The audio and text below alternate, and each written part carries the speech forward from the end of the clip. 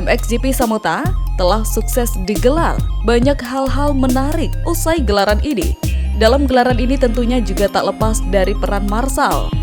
Seperti yang diketahui, keberadaan Marshall dalam sebuah gelaran balap motor tentunya menjadi komponen yang sangat penting. Nah, lantas bagaimana dengan Marshall MXGP Samota?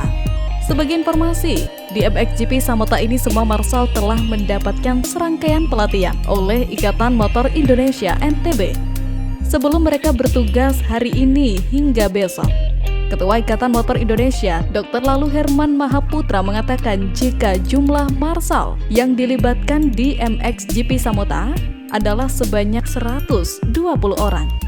Yang istimewa dari Marshall ini adalah semuanya berasal dari Sumbawa atau murni SDM lokal.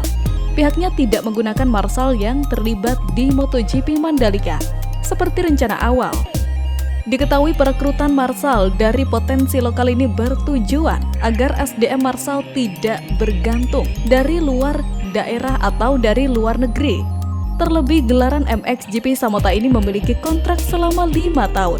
Sehingga SDM lokal sangat diperlukan untuk memenuhi kebutuhan event di tahun-tahun mendatang.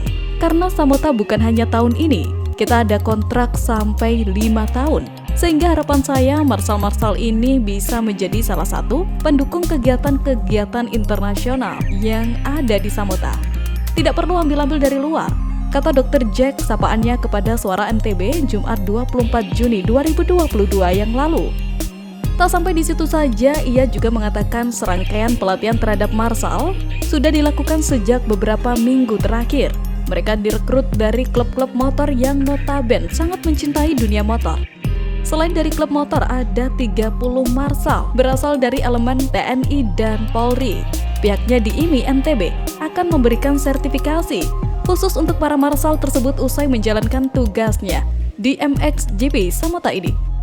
Dengan seragam orange, Marshall memiliki tugas penting baik di lintasan maupun di pit lane. Apa kalian tahu sebenarnya apa tugas seorang Marshall? Dikutip dari situs Autosport, Marshall memiliki peran berbeda-beda di setiap balapan.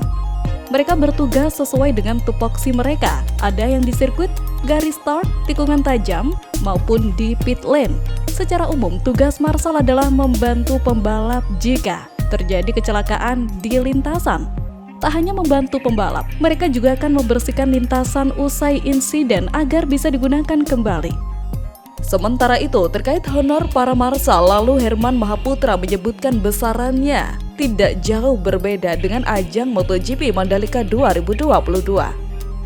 Jadi bisa dibilang para Marshall mendapat honor sekitar 150.000 hingga 250.000 per harinya.